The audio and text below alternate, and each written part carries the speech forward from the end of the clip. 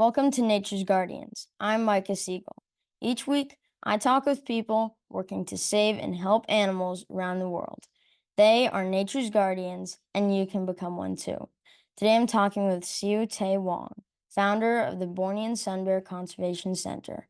Welcome to the show, Wong. Yeah, thank you very much for inviting me to the show. Okay, so where are you right now? I'm right now in Borneo, Malaysian Borneo, in a city called Sandakan. That's where I base my work and also where the Bornean Sun Bear Conservation Center is based. So, how's the wildlife there in Borneo? How's the wildlife? Well, in Borneo, there's a lot of very cool wildlife that is found nowhere else in the world. Say for example, the most iconic species of wildlife is of course the Bornean orangutan, which is an endangered species that share 96 or 97% of the DNA with humans. And then so they receive a lot of conservation attention worldwide, followed by the proboscis monkey, which is an endemic species.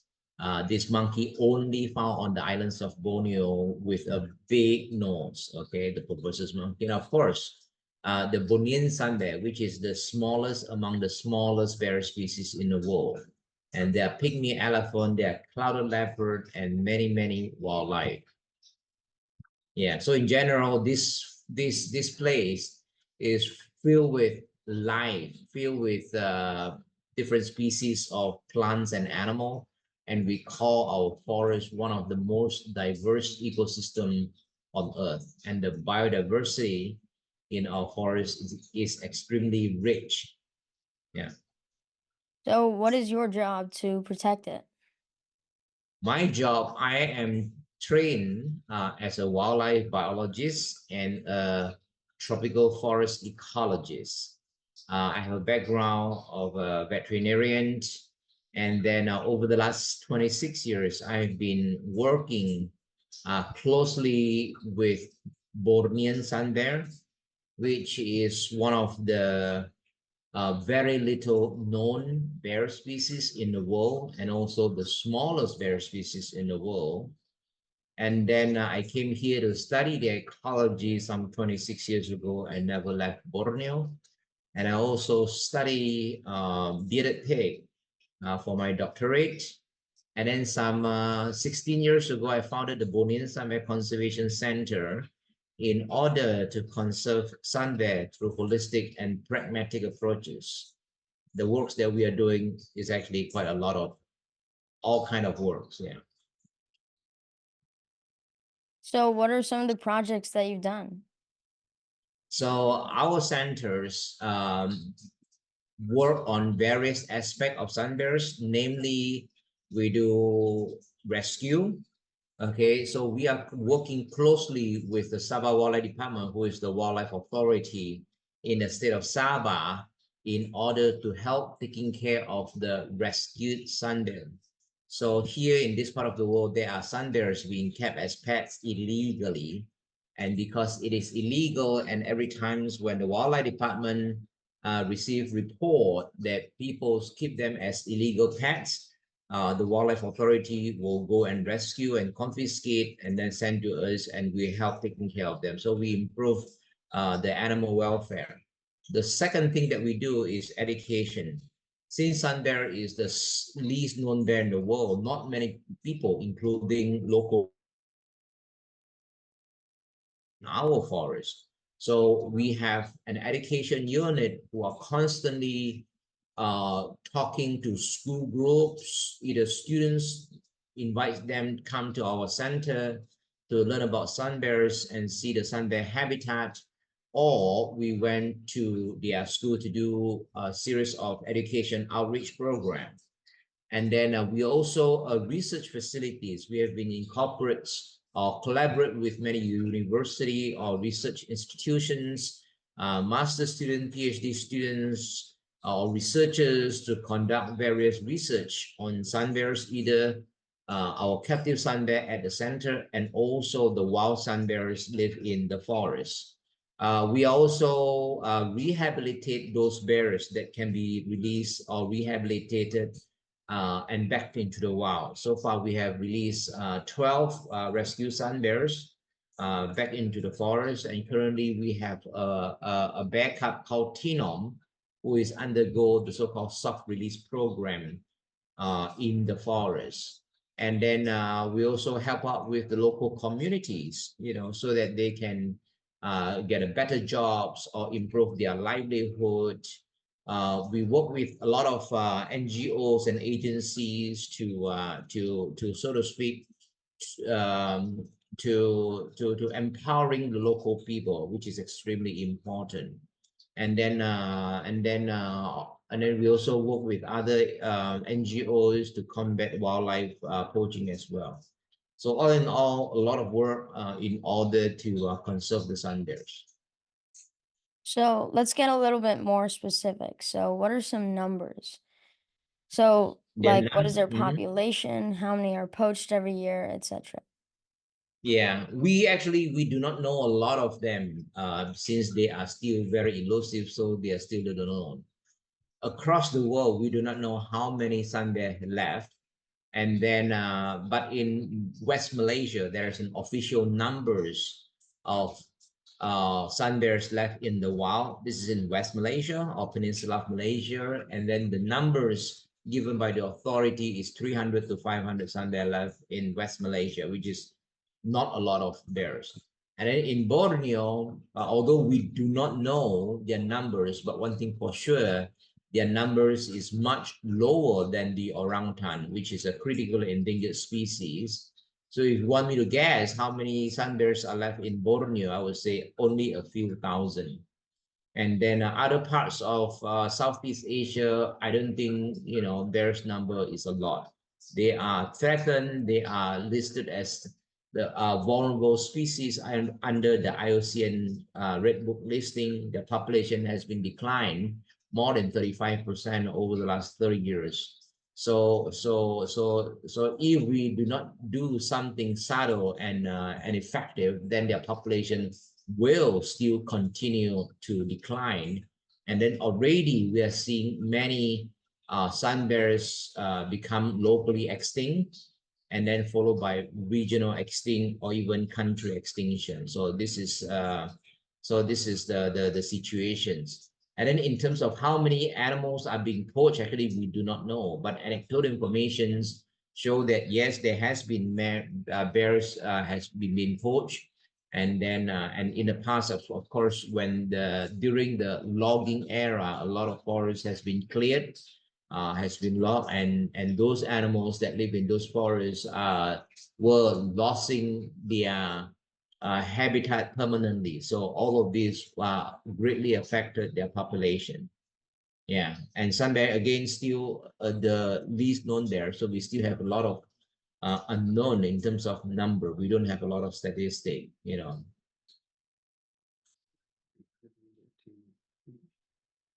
So, what's the evolutionary history of the sun bear? How did they get to Indonesia? Well, sun bears are found across Southeast Asia, and then recent study shows that they actually originally from West Malaysia and then spread across Southeast Asia. And then their range from eastern tip of India, eastern tip of Bangladesh, southern tip of China, Myanmar, Thailand, Peninsula of Malaysia, Cambodia, Laos, Vietnam, Sumatra, Peninsula of Malaysia, and also Borneo. And then these are the so-called tropical regions, and then where the bears are found. So the bears are adapted to live in this kind of tropical forest. So, what's a wild sun bear's natural life? What do they eat? What eats them, etc.? Okay, very good question. So for sun bears, they live in the tropical forest across Southeast Asia, and then they would, they were okay. So maybe start talking from when they were born. Okay, so when they are born, their mother, after 3 months of pregnancy, 93 days of pregnancy, the mother will find a den, which usually consists of a hollow big tree trunk that fall on the forest floor.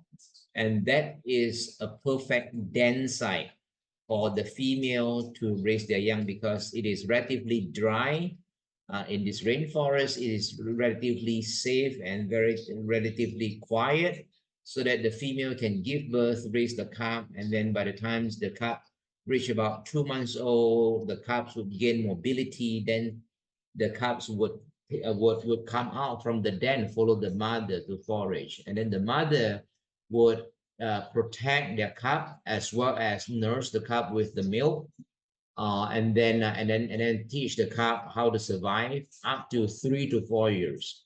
Sun bear do have a very long maternal care compared to other bears, the longest. And then because they have to tag along with their mother in order to get the protection from their mother because they live in a bear kills bear world. All right. In this forest, there are other natural predators besides humans. Humans is the worst. Which, say, for example, in area where the bears is sympatric with tigers, tigers are known to kill sun bears and eat sun bears. And then a few years ago, there was a camera traps photo of a spotted leopard holding a sun bear carcass. So presumably, big cats like a leopard can kill and eat a sun bears.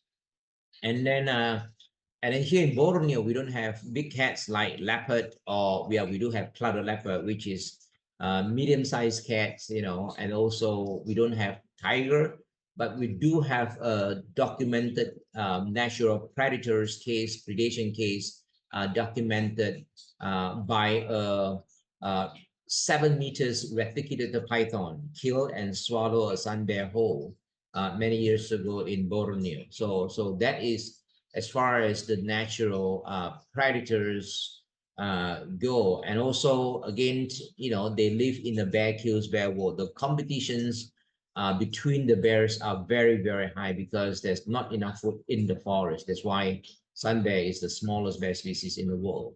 Yeah. What do they eat? Oh, what do they eat? Okay, so sun bears is an omnivore, just like most bears. They are opportunistic feeders. They do not picky. If they can find fruits in the forest, they would gorge themselves with fruits. Fruits is the only food items that they can eat in a large quantity. And then when fruits is not available, then they will feed on a wide variety of invertebrates like ants, termites, beetle larvae, earthworm, centipede, millipedes, you name it. Anything that moves in the forest can be considered as food for the sun bears. They are they eat meat as well, but they are not a good predators. Okay, so if they come across a carcass, they would eat the carcass. And then in the forest, there has been several times where I documented them eating on land tortoise, a big tortoise, slow moving meat, and yeah, they will kill it and crack the shell and then eat the flesh. And then I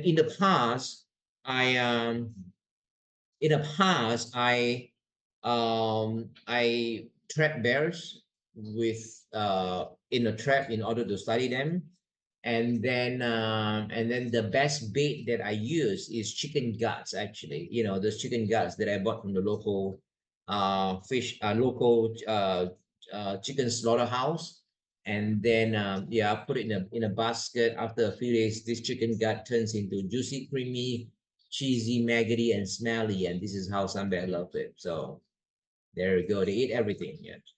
They Mm-hmm. also eat snake, or eat clams if they can get hold of, and a wide variety of all kind of thing. Yeah. Okay. So tell us a little bit more about your organization and what you're doing. Okay, so as I mentioned earlier, the Borneo Summit Conservation Center was founded in 2008 in order to conserve sun bear through holistic and pragmatic approach. The works that we are doing, like what I mentioned, incorporates improve animal welfare, education, research, rehabilitation, ecotourism, community conservations, anti-poaching, captive breeding on the pipeline. Literally, everything is that it takes to help the sun bearers as much as possible. And then currently we have received 69 sun bears from the Sabah Wildlife Department after the rescue and sent to us. And currently there are 43 sun bear still kept at our center. And then out of the 69 sun bear that we received over the last 16 years, 12 bear has been successfully rehabilitated and released back into the wild. And currently there is one bear cub that undergo the so-called soft release program. And then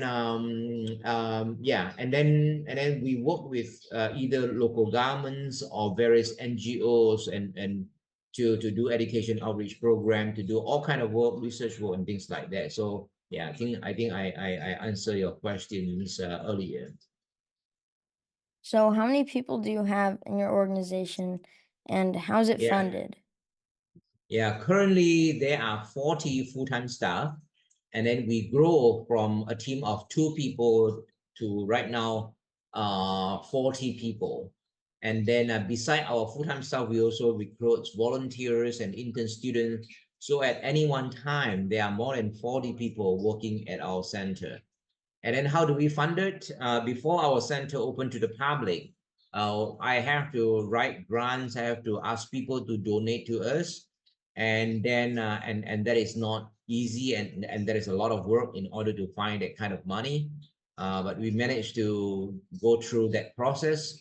And then in 2004, when we opened to the public, meaning that we sell tickets, we invite, we encourage a general public come and see the bears, and then they have to pay a ticket in order to get in. So we make generate our revenues to the ticketing from the visitors. And then we also have support from either government agencies or private corporates to help us to build facilities. We have 2 observation platforms, we have 2 warehouses, we have a shops, we have a gallery, and then and very cool boardwalk across the center for the visitors to see the bears in a natural environment.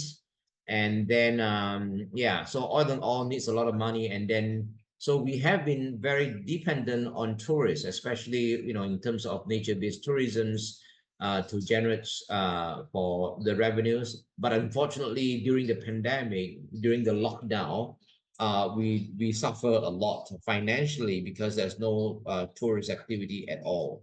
Yeah. Sounds like a fun place to visit. Yeah. Definitely, definitely. We are very lucky to be situated at a primary forest, and this forest is one of the oldest rainforests in the world. How old is old? Try 130 million years, with a lot of big trees.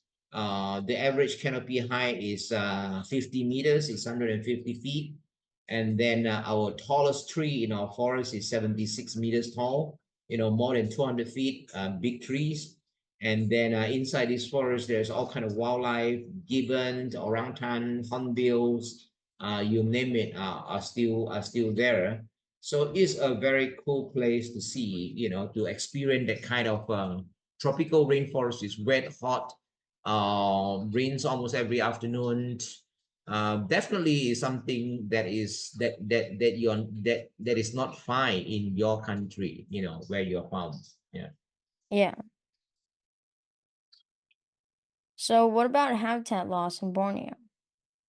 Okay, habitat loss in Borneo is a serious matter because starting from 60 or 70 years ago, the tropical hardwood across the island has been exploited by people. Most of the trees in the lowland forest are hardwood.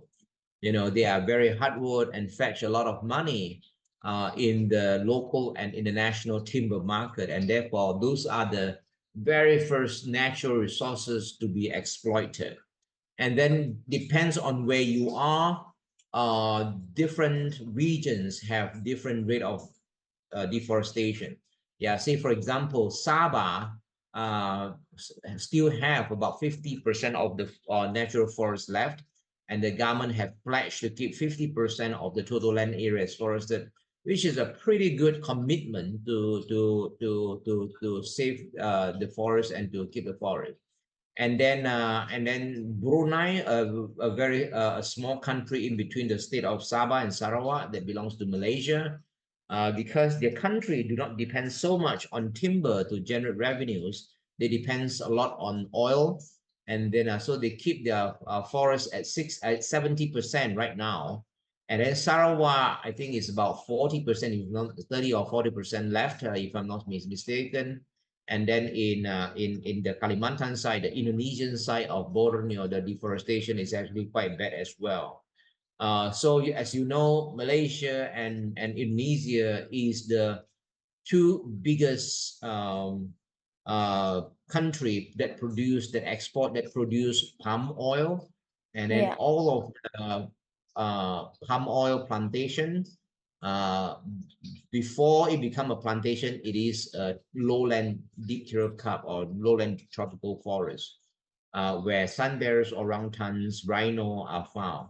So after the logging, so all of our wildlife would lost their habitat forever.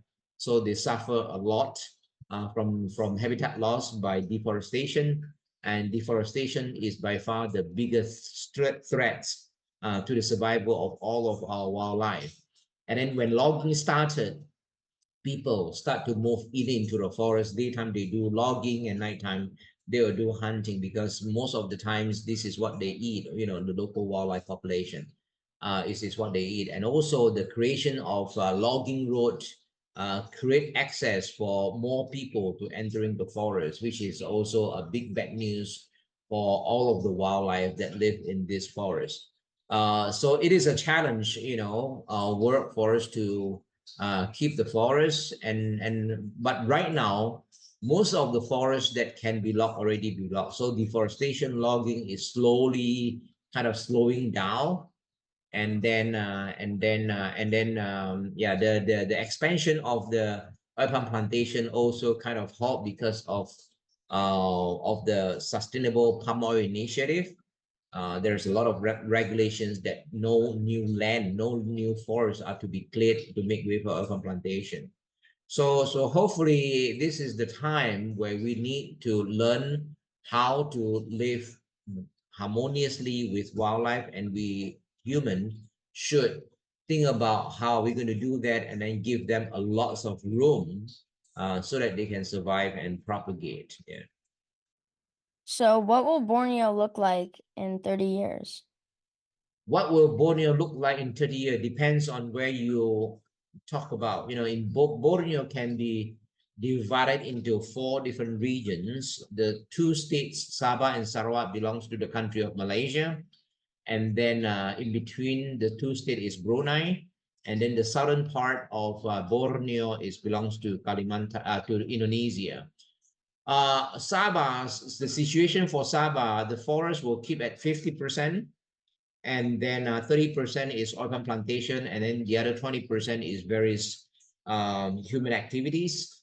And then the forest will stay for a long time in Borneo, at least half of it. And then in Sarawak, the forest is shrinking, and then a lot of the lands are already being converted into urban plantation, or timber tree plant, or the agroforestry, the softwood tree plantation, um, not forest anymore, monoculture tree plantation. And then whereas the Kalimantan side will be mostly converted into either oil palm plantations or other human activities. And especially with the recent building of the new capital of Indonesia.